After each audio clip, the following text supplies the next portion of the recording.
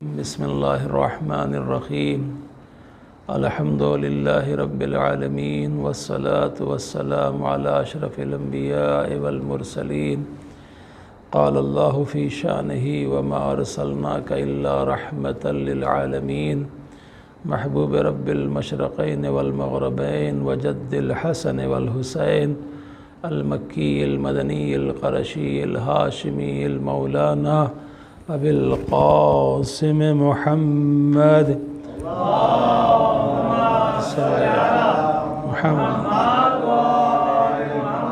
وآلہ الطیبین الطاہرین المعصومین المظلومین ولعنۃ اللہ علی اعدائہم وغاصب حقوقہم ومنکر فضائلہم وعظمتہم اجمعین اما بعد فقد قال اللہ تبارک و تعالی فی کتابہ المجید وفرقانہ الحمید وخطابہ المتین وهو اصدق الصادقین وقولہ الحق بسم اللہ الرحمن الرحیم والعصر ان الانسان لفی خسر الا الذین آمنوا وعملوا الصالحات وتواصوا بالحق وتواصوا بالصبر اللہم صل علی محمد.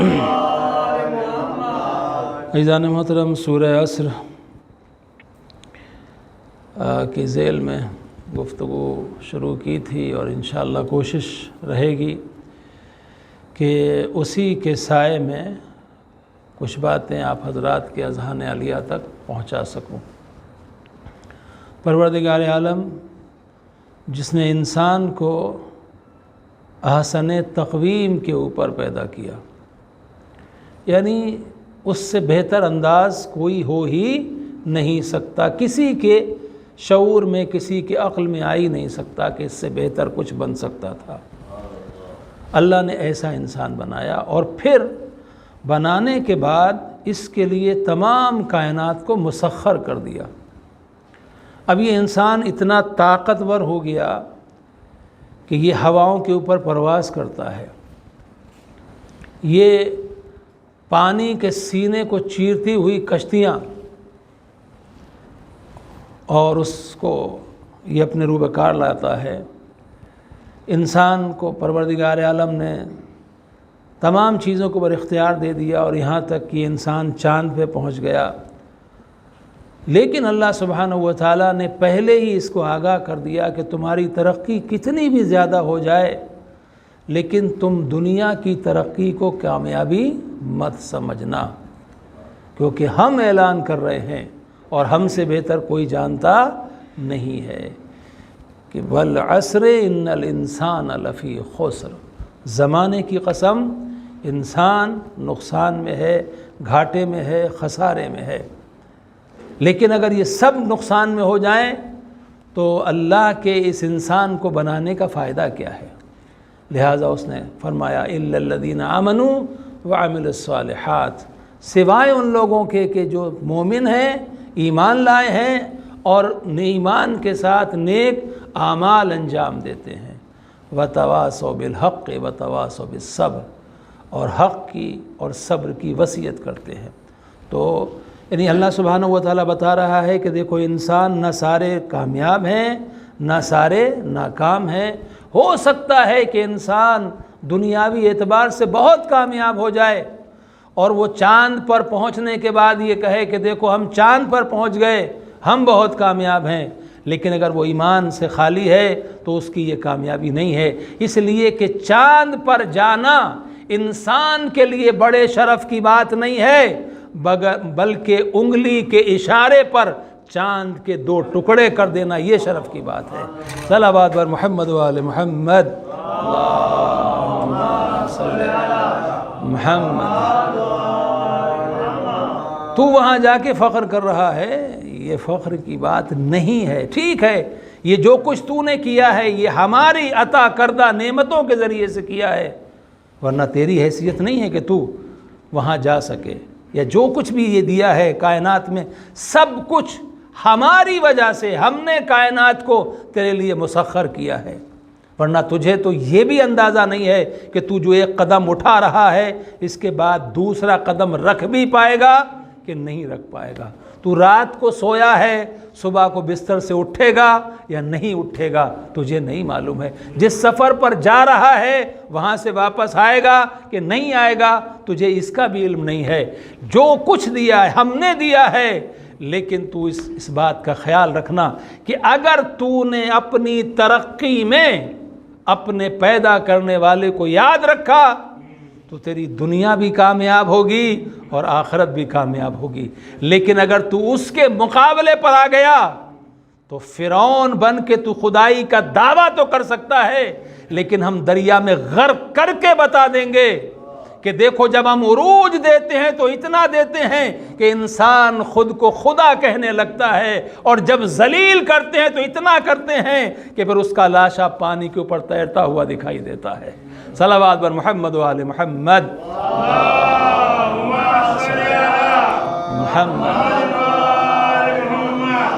فیضان محترم، یہ جو انسان کی کامیابی ہے وہ کامیابی اللہ کی طرف سے ہے، لہذا جتنی اس کو کامیابی ملتی جائے، اگر اس کامیابی کے ملنے کے بعد اس کے شکر میں اضافہ ہوتا جائے تو سمجھ لو کہ انسان کامیاب ہو رہا ہے۔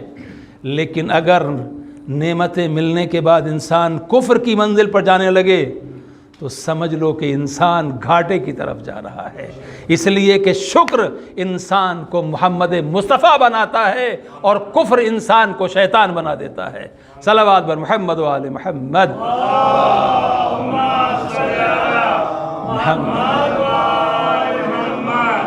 عزیزان محترم، گفتگو اس مقام پر تھی کہ جو ایمان کی منزل ہے، تو ایمان کی منزل کیا ہے؟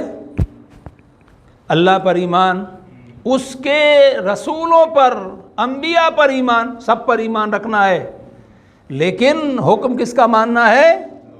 جو ہمارے نبی احمد مجتبی محمد مصطفیٰ صلی اللہ علیہ وآلہ وسلم،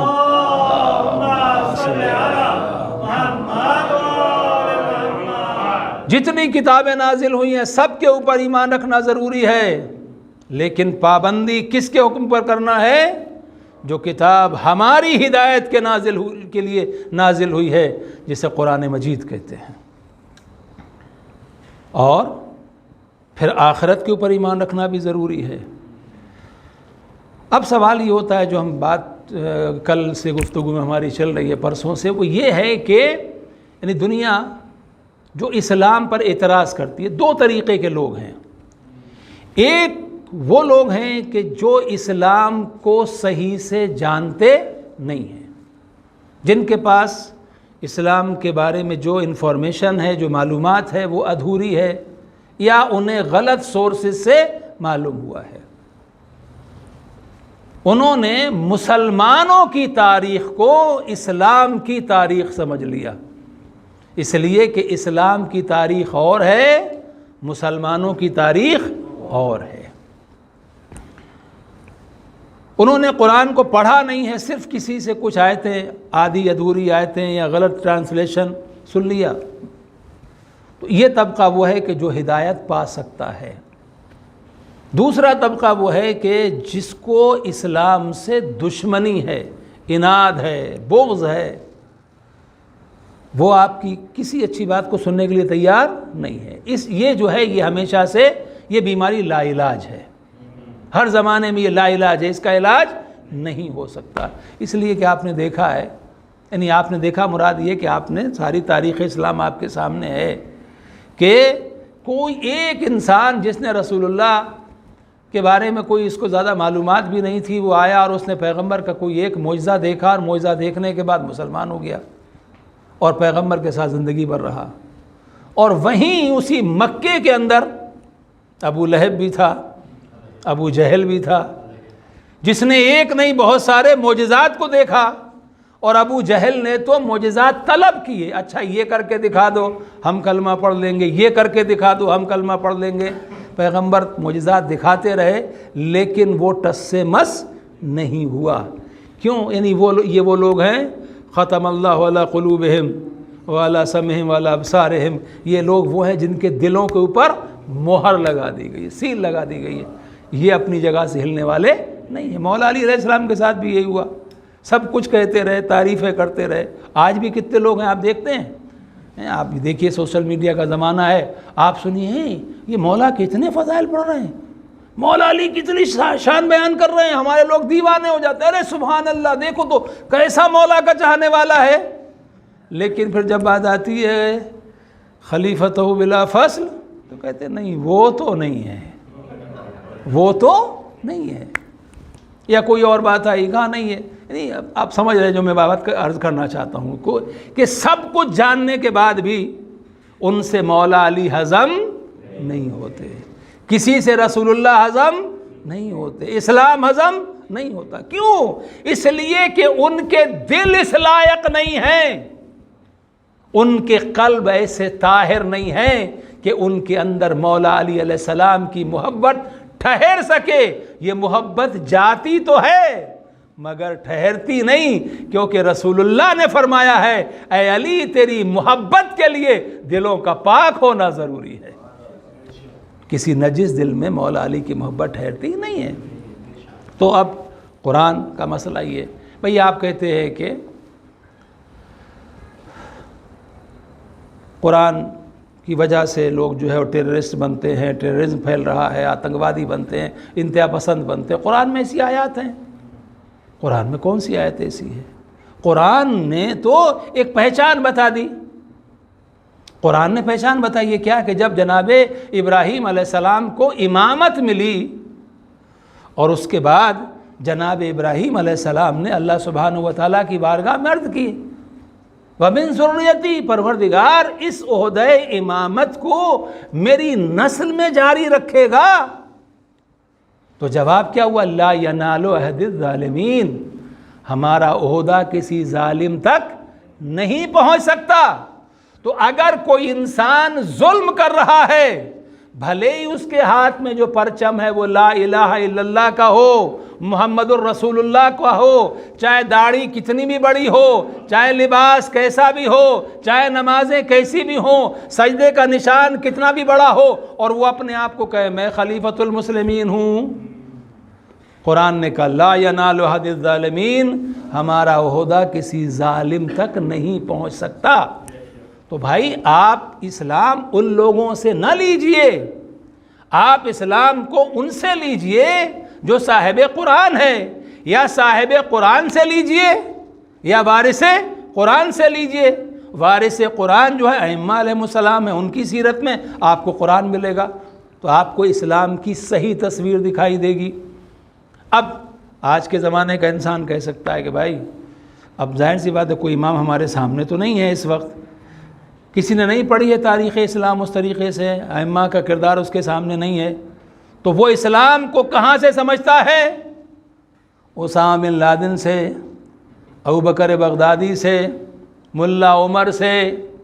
میں نے کہا اگر آج کے زمانے میں بھی تجھے اسلام سمجھنا ہے تو ملا عمر سے سمجھنے کی ضرورت نہیں ہے، ابوبکر بغدادی سے سمجھنے کی ضرورت نہیں ہے، کسی اسامہ سے سمجھنے کی ضرورت نہیں ہے، علی سیستانی سے پوچھ، علی سیستانی سے پوچھ کہ اسلام کسے کہتے ہیں۔ اگر واقعی غیر مسلم یہ سمجھتے ہوتے کہ اسلام انتہا پسندی کا مذہب ہے تو پوپ نجف کی گلیوں میں پیدل چل کے آغائے سیستانی کے دیدار کو حاضر نہ ہوتا۔ یعنی دنیا سمجھ لے کہ اسلام کہاں ملے گا، اسلام محلوں میں نہیں ملتا، اسلام پاور کا نام نہیں ہے، حکومت کا نام نہیں ہے۔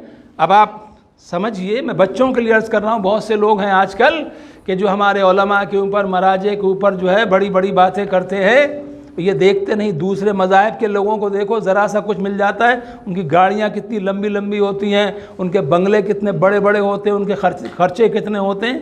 دیکھا ہے آغا سیستانی کس طریقے سے رہتے ہیں، لیکن اس کے باوجود پوپ گیا نا وہاں پر۔ پوپ کون ہے سمجھاؤں آپ کو؟ جو بڑے بڑے اسلام کے دعوے دار ہیں،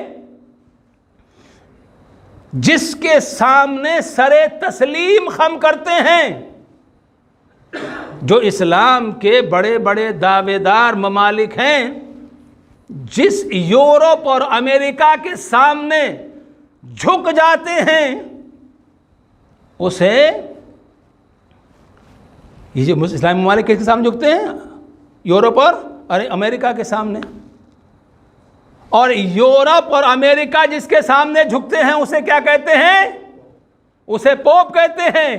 اور جس کے دروازے پر سلامی کرنے کے لیے پوپ جائے اسے علی سیستانی کہتے ہیں. صلوات بر محمد و آل محمد.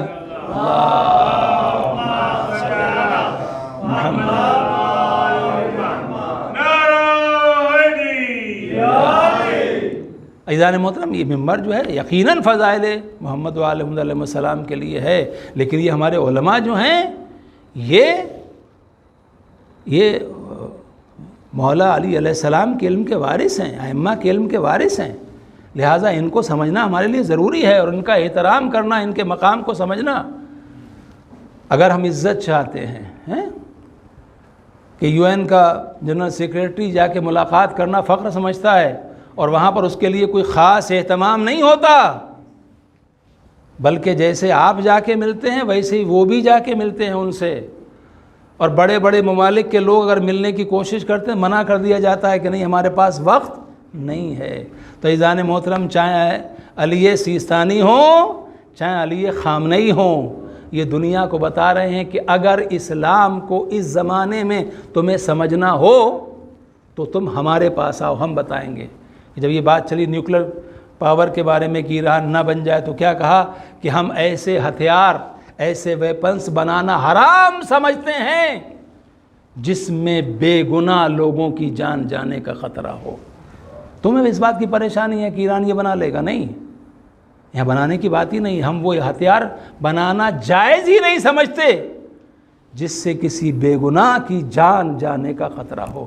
تم نے کتنے بھی ہتھیار بنائے ہو، کتنے بھی بڑے تمہارے پاس ایٹم بم ہو، لیکن تمہارے پاس کوئی ہتھیار نہیں ہے کہ جو دوست اور دشمن کی پہچان رکھتا ہو. تمہارے پاس کوئی ہتھیار ایسا نہیں ہے کہ جو اس بات کی پہچان رکھتا ہو کہ ہم اسی کے اوپر حملہ کریں گے جس نے ہم پر حملہ کیا ہے. اتنی ترقی کے باوجود بھی تم آج تک کوئی ایک ایسا ہتھیار نہ بنا سکے جو دوست اور دشمن کی پہچان کرتا ہو. ارے ذرا مولا علی علیہ السلام کو دیکھو، جب تلوار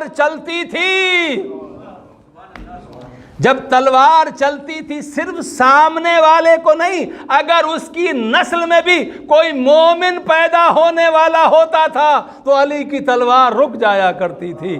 صلوات بر محمد و آل محمد.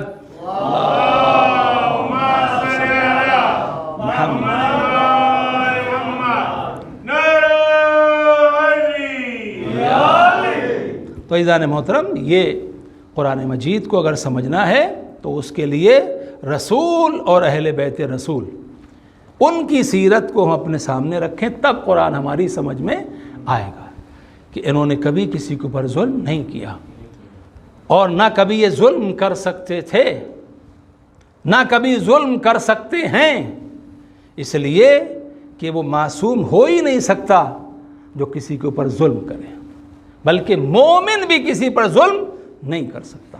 اللہ جو ہے وہ ظلم کو پسند نہیں کرتا. عزیزان محترم، تو قرآن کے لیے ضروری کیا ہے قرآن کو سمجھنے کے لیے؟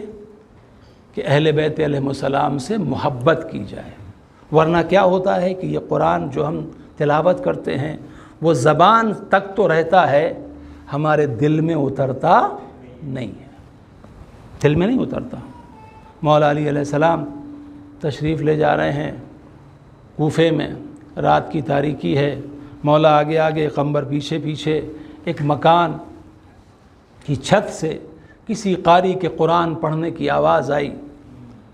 آواز اتنی خوبصورت تھی، قرآن پڑھنے کا انداز اتنا پیارا تھا کہ جناب قمبر کا دل یہ چاہا کہ ذرا دیر رک جاتے اور اس کی آواز کو سن لیتے، تلاوت کو سنتے رہتے. مولا نے کہا قمبر، دیکھیے رات کی تاریکی ہے، قمبر پیچھے ہیں، مولا علی آگے ہیں. امام وہ ہے جو دلوں کے حال کو جانتا ہو. لہٰذا مولا جو فرماتے ہیں قمبر چلے آؤ، اس قاری کا قرآن پڑھنا اسے فائدہ نہیں پہنچائے گا۔ اب ظاہر سی بات ہے، امام نے کہہ دیا، قمبر نے سوال نہیں کیا کہ آپ نے کیوں کہا، چلے گئے، مسجد میں گئے، نماز پڑھی، صبح ہو گئی۔ اب جب صبح ہو گئی، مولا گھر چلے گئے، قمبر کے دل میں بے چینی ہے، مولا نے کہا ہے، بات تو حقیقت ہوگی کہ اس کا قرآن پڑھنا اس کو فائدہ نہیں پہنچائے گا، مگر کیوں؟ کوئی تو وجہ ہوگی۔ لہٰذا گئے، اس کے پاس سلام کیا، ماشاءاللہ قرآن بہت اچھا پڑھتے ہیں، آپ کی قرأت بہت اچھی ہے، آپ کی تلاوت بہت اچھی ہے۔ اس نے کہا الحمدللہ۔ کہا مگر یہ تو بتائیے کہ آپ کا علی ابن ابی طالب علیہ السلام کے بارے میں کیا خیال ہے؟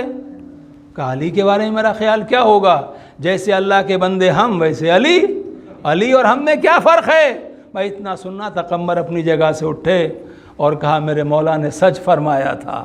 اس نے کہا کیا فرمایا تھا؟ کہا تم چھوڑ دو جو مولا نے فرمایا تھا۔ اب جب آئے اور مولا علی علیہ السلام نے دیکھا، ایک مرتبہ دیکھ کے مسکرائے، قمبر ملاقات کر لی، قمبر ملاقات کر لی، بات سمجھ میں آ گئی۔ کہا مولا یقین تو پہلے سے تھا لیکن تصدیق چاہتا تھا۔ اچھا تو مولا اچھا یہ بتائیے کہ آپ کی اس قاری سے کبھی ملاقات ہوئی ہے؟ امام نے فرمایا کہ نہیں، بظاہر اس دنیا میں میری اس سے ملاقات نہیں ہوئی۔ کہا پھر آپ نے کیسے کہہ دیا کہ اسے قرآن پڑھنا فائدہ نہیں پہنچائے گا؟ امام نے فرمایا کہ عالم ارواح میں یوم الست اللہ سبحانہ و تعالیٰ نے جب ارواح سے توحید کا اقرار لیا تھا، کون ہے جو گواہی دیتا ہے کہ اللہ ایک ہے، اس کا کوئی شریک نہیں ہے، تو جن جن ارواح نے توحید کی گواہی دی تھی ان سب کی آوازیں آج تک میرے کانوں میں محفوظ ہیں۔ اس کے بعد پھر حضرت محمد مصطفیٰ صلی اللہ علیہ وآلہ وسلم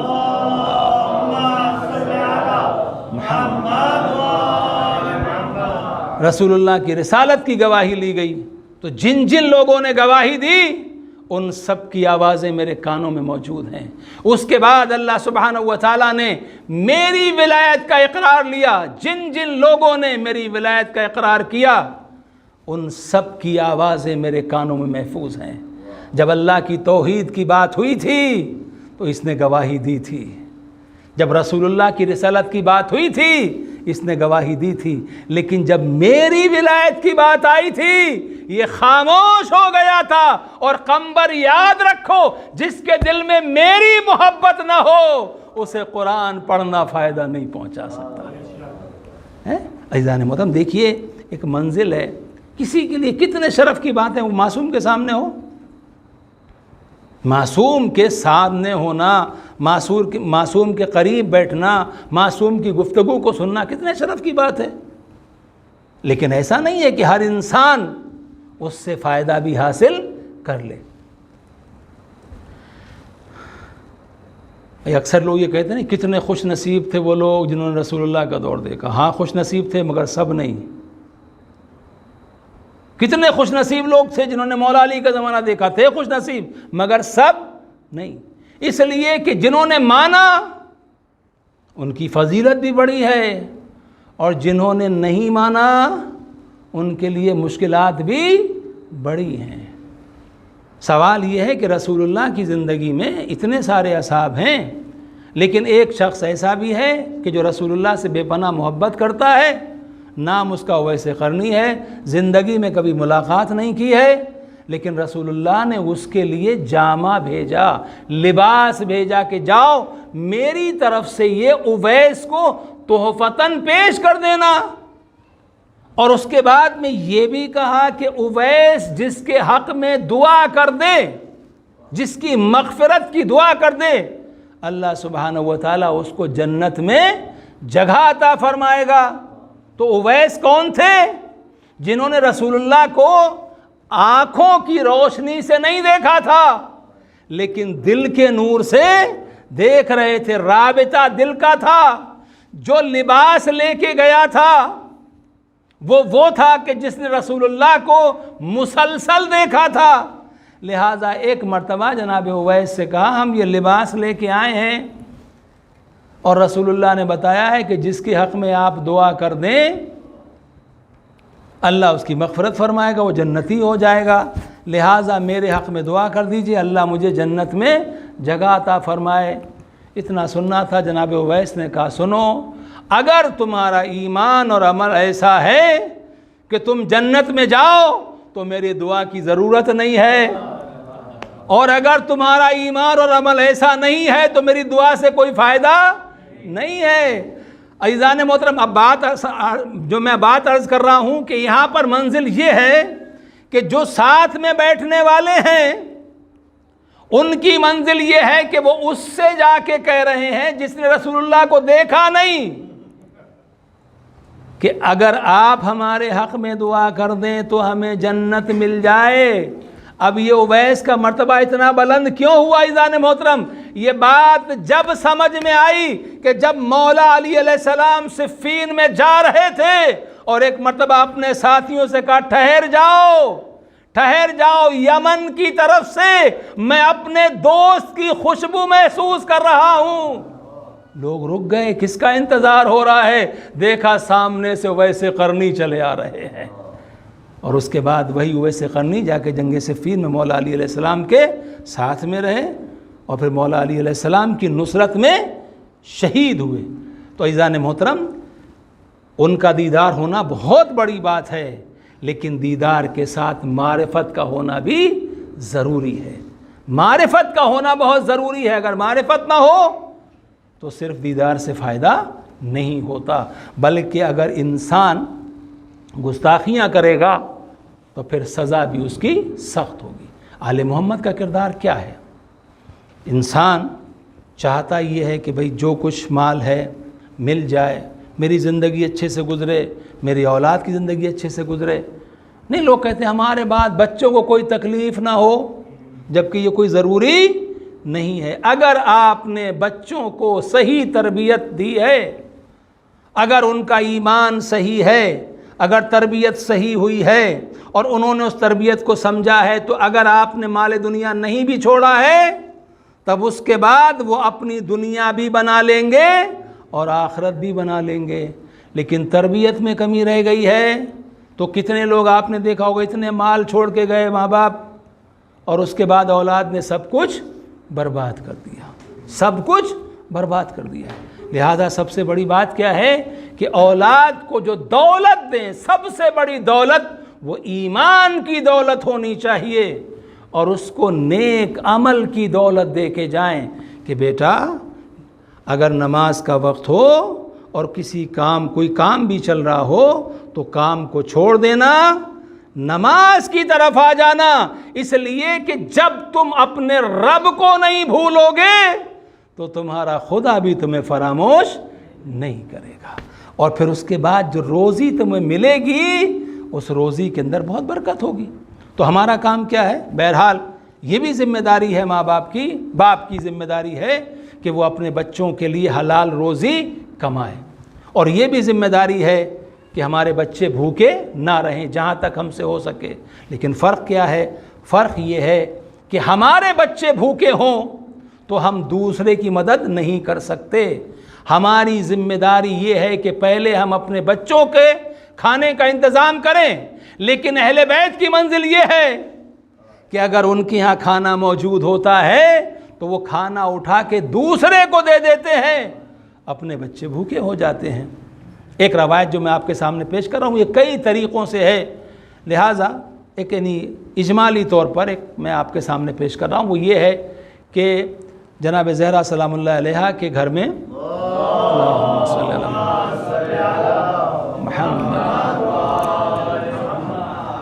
کچھ کھانے کا سامان نہیں ہے۔ رسول اللہ نے، ایک روایت کہتی کہ رسول اللہ نے 7 درہم بھیجے اور وہ جناب زہرا کے پاس آئے۔ جناب زہرا نے مولا علی علیہ السلام سے کہا کہ آپ کچھ لے آئیے تاکہ ہم بچوں کے لیے انتظام کریں کھانے کا۔ ایک روایت یہ ہے کہ جناب سلمان نے، عید کا دن تھا، یہ 6 درہم دیے تھے جناب زہرا سلام اللہ علیہ کو، عید کی طرف یعنی عید کے اوپر ہدیے کے طور پر پیش کیے تھے۔ بہرحال جو بھی ہو، لیکن یہ تھا گھر میں کھانے کے لیے نہیں تھا۔ اب مولا علی علیہ السلام چلے، امام حسن کو ساتھ میں لیا، جا رہے ہیں کچھ سامان خریدنے کے لیے کہ گھر میں کچھ کھانے کا انتظام ہو جائے۔ راستے میں پہنچے، کسی نے آواز دی، من یقرض اللہ الوفی، کون ہے جو اپنے پروردگار کو قرضہ دے؟ پیسے کس کے پاس تھے؟ امام حسن کے پاس۔ مولا علی علیہ السلام نے امام حسن سے کہا، بیٹا یہ جو مانگ رہا ہے اس کو دے دو۔ توجہ ہے آپ کی، 7 درہم تھے نا، اگر چاہتے 3 دے دیتے، 4 رکھ لیتے، 4 اسے دے دیتے، 3 رکھ لیتے، اس کا سامان خود اپنے لیے لے لیتے، لیکن نہیں، 7 کے 7 اسے دے دیے۔ وہ دعا دیتا ہوا چلا گیا۔ اب ظاہر سی بات ہے، گھر میں کھانے کا سامان کچھ نہیں ہے، آئیں کیسے؟ تو اب روایت کہتی پھر رسول اللہ کے پاس چلے گئے۔ تو رسول اللہ کے پاس جب جا رہے تھے تو راستے میں ایک شخص ملا اور اس نے کہا کہ یہ میرے پاس اونٹنی ہے، ناقہ ہے، خریدو گے آپ؟ تو مولا نے فرمایا کہ ہمارے پاس خریدنے کے لیے پیسے نہیں ہیں۔ اس نے کہا کہ پیسے آپ بعد میں دے دینا، آپ اس کو خرید لو۔ امام نے پوچھا قیمت کتنی ہے؟ کہا 100 درہم اس کی قیمت ہے، بعد میں دے دینا آرام سے۔ مولا نے کہا ٹھیک ہے، لے لیا۔ مہار امام حسن کے ہاتھ میں دے دی۔ چند قدم چلے تھے، دوسرا آیا، اس نے کہا کیا یہ ناقہ بیچو گے؟ کہا تم خریدو گے؟ کہا ہاں خریدنا تو چاہتے ہیں اگر آپ بیچے۔ کہا کیا قیمت دو گے؟ کہا میں 170 درہم دوں گا، میں 170 درہم دوں گا۔ کہا ٹھیک ہے منظور ہے، لو۔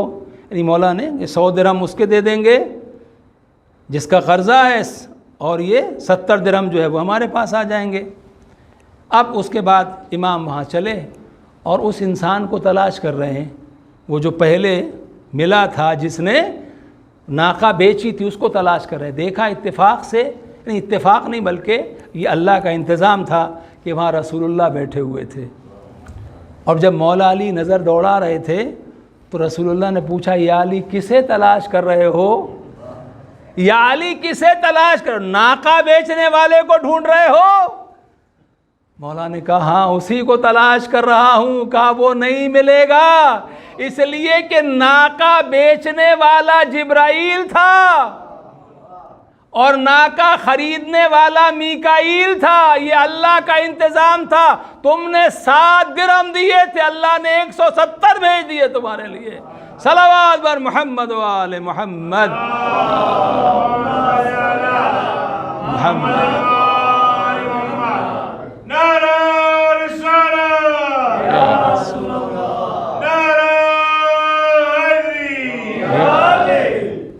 فیضان محترم، یہ جو اہل بیت علیہ السلام کی محبت ہے، اور میں اب یہاں سے اپنے بیان کو سمیٹنے کی کوشش کر رہا ہوں فیضان محترم، کہ کبھی بھی اہل بیت کا جو چاہنے والا ہوتا ہے، واقعی چاہنے والا، وہ ذلیل نہیں ہوتا، کبھی حقیر نہیں ہوتا، وہ کبھی دنیا کے سامنے اپنے سر کو جھکاتا نہیں ہے۔ اسے معلوم ہے کہ اللہ میرا رب ہے، مجھے اہل بیت سے محبت ہے، لہٰذا اللہ سبحانہ و تعالیٰ اہل بیت کے چاہنے والے کو کبھی ذلیل نہیں کرے گا، رسوا نہیں کرے گا۔ اہل بیت کا چاہنے والا غریب ہو سکتا ہے مگر ذلیل نہیں ہو سکتا۔ اللہ سبحانہ و تعالیٰ اس کی عزت کی حفاظت کرے گا، مگر شرط یہ ہے کہ انسان کو بھروسہ ہونا چاہیے، یقین ہونا چاہیے۔ عامش کہتے ہیں کہ میں حج پہ جا رہا تھا، راستے میں ایک منزل پر میں نے دیکھا کہ ایک خاتون بیٹھی ہوئی ہے، ایک عورت ہے، نابینا ہے، اور وہ دعا کے لیے ہاتھ بلند کری، پروردگار تجھے واسطہ ہے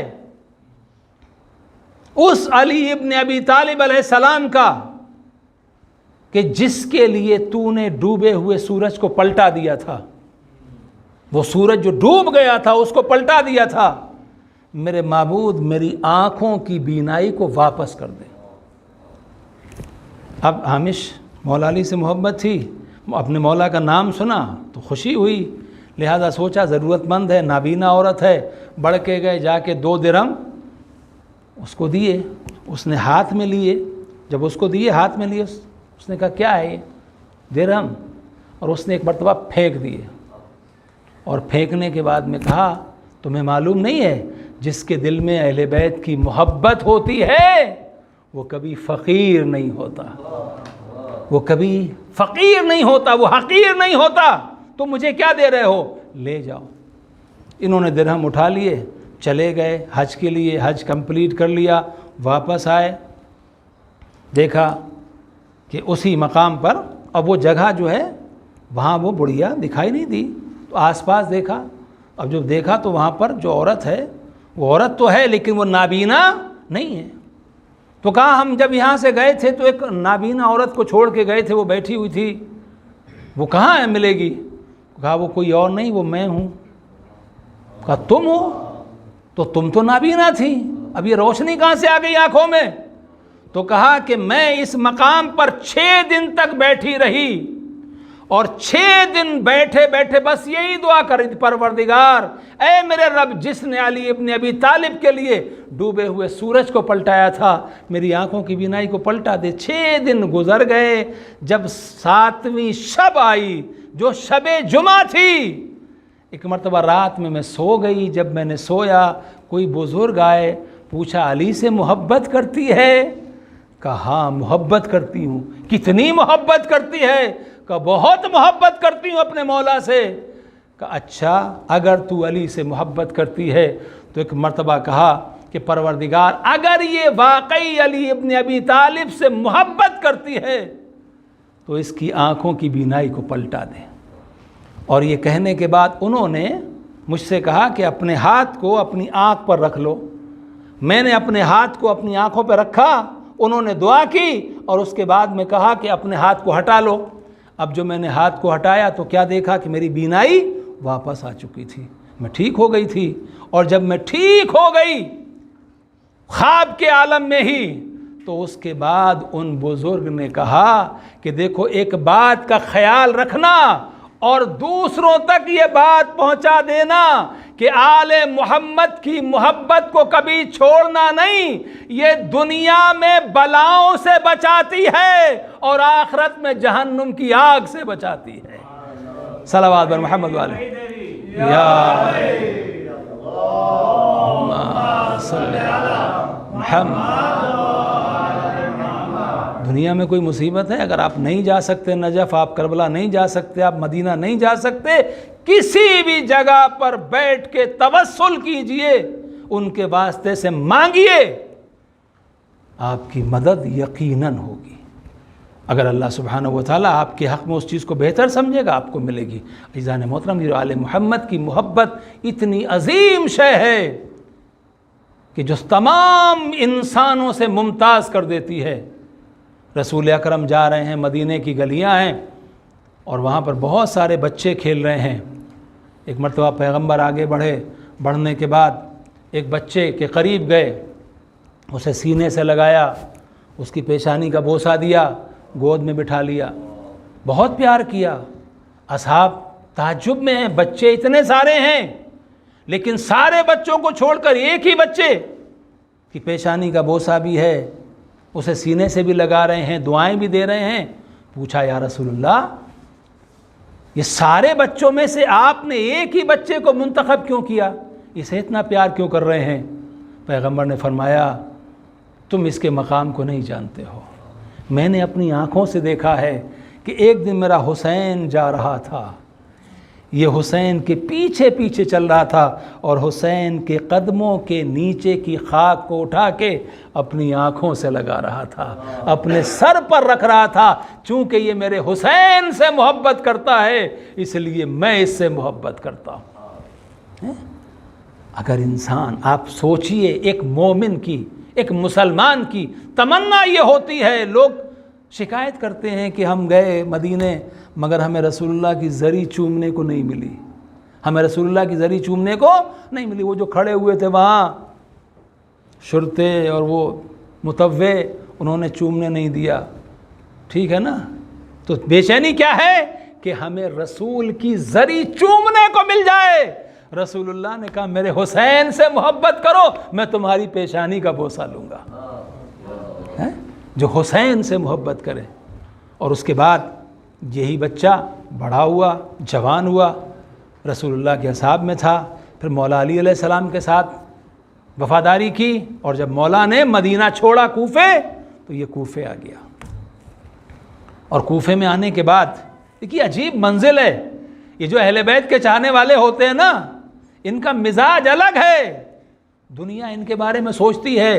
اب وقت نہیں ہے، ورنہ ایک بات اور یاد آ رہی تھی مجھے، لیکن مجلس طولانی ہو جائے گی اذان محترم۔ دنیا حیران ہے کہ یہ ہوتے کون ہیں، ان کا انداز کیا ہوتا ہے۔ بڑے بڑے بہادر سورماؤں کو دیکھا ہے کہ موت کا نام سن کے ان کے ماتھے کے اوپر جو پسینہ آ جاتا ہے، لیکن یہ کون ہے جو موت کے سامنے ٹوٹ پڑتے ہیں، کود پڑتے ہیں، آ جا ہم سے ٹکرا کے دیکھ، اگر تو ہم سے ٹکرائے گی ہم موت کو زندگی میں تبدیل کر دیں گے، ہم موت کو زندگی میں بدل دیں گے۔ نتیجہ یہ ہوا کہ میثم تمار اور حبیب بن مظاہر دونوں اکثر ملتے تھے، کہتے تھے، جناب میثم کو دیکھ کے حبیب کہتے تھے، میں دیکھ رہا ہوں کہ تمہیں مولا علی علیہ السلام کی محبت میں دار پہ چڑھایا جائے گا، تمہاری زبان کاٹی جائے گی، تمہارے شکم کو چیر دیا جائے گا۔ اب یہ سننے کے بعد میثم خوش ہوتے تھے اور کہتے تھے، حبیب میں بھی دیکھ رہا ہوں کہ تم فرزند رسول کی نصرت کرو گے، تمہیں قتل کیا جائے گا، اور اس کے بعد تمہارا سر کوفے کی گلیوں میں پھیرایا جائے گا۔ اب یہ کوفے کے لوگ کہتے ہیں، یہ کیسی باتیں کر رہے ہیں، عجیب باتیں کرتے ہیں، کس دنیا میں رہتے ہیں یہ۔ جناب مسلم جب کوفے آئے تو جناب حبیب کا کام، اور مسلم نے اوسجا یہ امام حسین علیہ السلام کے لیے بیعت لیتے تھے لوگوں سے۔ جناب حبیب کے لیے روایات ہیں کہ ہر شب میں مکمل قرآن کی تلاوت کرتے تھے، پورا قرآن ہر شب پڑھا کرتے تھے۔ یہ عبادت کی منزل تھی، اور اسی لیے امام حسین علیہ السلام نے کیا کہا، رجل فقیہ۔ امام حسین علیہ السلام کا رجل فقیہ۔ اب امام حسین علیہ السلام روانہ ہوئے مکے سے۔ اب یہ ہمارے جو نوحوں میں اکثر یہ پڑھا جاتا ہے، تو اکثر لوگ یہ سمجھتے ہیں کہ یعنی امام حسین علیہ السلام نے خط کہاں سے لکھا، کربلا سے، کہ ہم یہاں دشمنوں کے نرغے میں گر گئے، آ جاؤ مدد کے لیے۔ لیکن یہ خط کربلا میں نہیں لکھا گیا تھا، بلکہ امام حسین علیہ السلام جب مکے سے چلے ہیں، راستے میں امام حسین علیہ السلام نے خط جناب حبیب کو لکھا تھا، اور اس میں لکھا تھا، حبیب، یہ خط ہے حسین ابن علی کی طرف سے رجل فقی حبیب بن مظاہر کی طرف۔ حبیب تم جانتے ہو کہ رسول اللہ سے ہماری نسبت کیا ہے، تم ہمارے مقام کو بہت بہتر طریقے سے جانتے ہو، حبیب اپنی جان قربان کرنے کے لیے چلے آؤ۔ اب امام حسین علیہ السلام نکلے ہیں، کربلا ابھی نہیں پہنچے، ایک مقام کے اوپر قافلہ ٹھہرا، امام نے 12 علم تیار کروائے، اور اس کے بعد ایک ایک کو وہ علم دینا شروع کیا، یہ تمہارے لیے ہے، یہ تمہارے لیے، یہ تمہارے لیے۔ سب علم تقسیم ہو گئے، 11 علم تقسیم ہو گئے، ایک علم بچا۔ حضرت عباس نے پوچھا، آقا یہ علم کس کے لیے ہے؟ امام نے فرمایا کہ اس کا اٹھانے والا بھی آنے والا ہے، میں اس کا انتظار کر رہا ہوں۔ حضرت عباس علیہ السلام فرماتے ہیں، آقا دھوپ تیز ہو رہی ہے، ہمارے ساتھ چھوٹے چھوٹے بچے ہیں، آقا چلیے ہم سفر کو آگے بڑھائیں۔ امام فرماتے ہیں، عباس تھوڑی دیر انتظار کرو، وہ آ جائے جس کا میں انتظار کر رہا ہوں۔ کوفے کی طرف سے گرد اٹھی، کیا دیکھا، جب گرد چھٹ گئی حبیب ابن مظاہر آ رہے ہیں۔ وہ سارے واقعات آپ نے سنے ہیں کہ جب خط پہنچا تھا کیسے لقمہ گلوگیر ہوا، زوجہ کے ساتھ گفتگو ہوئی، اور کیسی چاہنے والی زوجہ تھی جس نے کہا اگر حبیب تم نہ گئے تو میں مولا حسین کی نصرت کو جاؤں گی۔ اب آ گئے کربلا میں، ابھی کربلا سے پہلے آ گئے، معلوم ہوا کوئی آیا ہے۔ جناب زینب نے پوچھا کون آیا ہے؟ جناب زینب نے پوچھا کون آیا ہے؟ کہا آپ کے بھائی کا دوست حبیب ابن مظاہر آیا ہے۔ جناب زینب فرماتی ہیں، حبیب کو ہمارا سلام پہنچا دو۔ اور ہماری طرف سے حبیب کو خوش آمدید ویلکم کرو۔ روایت کہتی جناب حبیب نے جب سنا تو ایک مرتبہ منہ پیٹ لیا، یہ زمانہ آ گیا کہ فاطمہ کی بیٹی مجھ جیسے انسان کو سلام کہلوا رہی ہے۔ گریہ فرما رہے حبیب۔ روایت کہتی زوجہ نے کہا تھا آپ ایک کام ضرور کرنا کہ جب جانا میرے مولا حسین کے پاس تو میرا سلام میرے مولا سے کہہ دینا اور میری طرف سے میرے مولا کے ہاتھوں کو چوم لینا، میرے مولا کے ہاتھوں کو چوم لینا۔ حبیب نے اس وصیت کو پورا کیا۔ عزیزان محترم، منزلیں گزرتی رہیں، شب عاشور آئی۔ شب عاشور میں بھی جناب حبیب کا بہت بڑا کردار ہے۔ بنی اسد کے لوگوں کو لے کے آئے تھے امام حسین علیہ السلام کی نصرت کے لیے، مگر درمیان میں کسی نے خبر کر دی اور وہاں پر جنگ ہوئی۔ نتیجہ یہ ہوا کہ بہت سے لوگ جو وہاں آئے تھے وہ واپس چلے گئے اور جناب حبیب مولا حسین علیہ السلام کی خدمت میں تنہا واپس آئے۔ اب عاشور کا دن آیا۔ عاشور کا دن امام حسین علیہ السلام، ظہر کی نماز کا وقت ہے۔ امام علیہ السلام فرماتے ہیں نماز پڑھنے کی مہلت دے دو، نماز پڑھنے کی مہلت۔ حسین بن نمیر ملعون نے امام علیہ السلام کی شان میں گستاخی کی اور کہتا ہے حسین اگر نماز تمہیں فائدہ پہنچا سکتی ہے تو تم نماز پڑھ لو۔ روایت کہتی جناب حبیب سے یہ فقرے برداشت نہیں ہوئے۔ ایک مرتبہ تڑپ کے کہتے ہیں او شرابی، تیری نماز تجھے فائدہ پہنچائے گی، فرزند رسول کی نماز اسے فائدہ نہیں پہنچائے گی۔ جیسی جناب حبیب نے اتنا کہا، ایک مرتبہ حسین بن نمیر نے جناب حبیب کے اوپر حملہ کرنا چاہا۔ جیسی حملہ کرنا چاہا حبیب آگے بڑھے اور بڑھنے کے بعد تلوار کو نکالا اور اب جو حملہ کیا تو حسین کے گھوڑے کے پیروں کو کاٹ دیا۔ اور جب حسین زمین پر گرا اور اس کے بعد جناب حبیب چاہتے ہیں کہ حملہ کریں، ادھر سے فوج آگے بڑھی اور بڑھنے کے بعد اب جنگ شروع ہو گئی۔ جناب حبیب کہتے ہیں مولا حسین، مولا حسین اب نماز آپ کے جد کے ساتھ جنت میں جا کے پڑھوں گا، مولا میرا سلام قبول کر لیجئے۔ اب جنگ ہو رہی ہے جان محترم۔ روایت کری جناب حبیب اس طریقے سے جنگ کر رہے ہیں کہ لوگ حیران ہیں، لوگوں کو حیرت ہو رہی ہے ایک بوڑھا انسان کس طریقے سے ایسی جنگ کر سکتا ہے کہ اسی اسنا میں ایک ظالم جس کا نام بیدل تھا، اس نے آگے بڑھنے کے بعد جناب حبیب کے سر کے اوپر تلوار کا وار کیا۔ جب تلوار سر پر پڑی حبیب زمین پر گرے، ابھی سنبھلنے نہیں پائے تھے کہ ایک ظالم آگے بڑھا، داہنی طرف سے آ کے نیزہ مارا، حبیب بائیں جانب گر گئے۔ ارے سنبھلنے کی کوشش کر رہے تھے، حسین آگے بڑھا، جناب حبیب کے سر پر وار کیا، ارے سر کو تن سے جدا کیا۔ عزادارو امام حسین نے دیکھا، روایت کہتی ہے جب امام حسین کو معلوم ہوا میرا حبیب دنیا سے رخصت ہو گیا، حسین کے چہرے کا رنگ زرد ہو گیا۔ اے میرے پروردگار، میں اپنے ساتھیوں کو تیری پناہ میں دے رہا ہوں، اے حبیب تم نے حق وفا ادا کر دیا۔ اے حبیب حسین کا ساتھی چلا گیا۔ اللہ لعنت اللہ علی قوم الظالمین سیعلم الذین الہی بحق الزہرا و ابیہا و بالہا و بنیہا۔ اے میرے معبود ہمارے ذکر کو قبول فرما۔ میرے معبود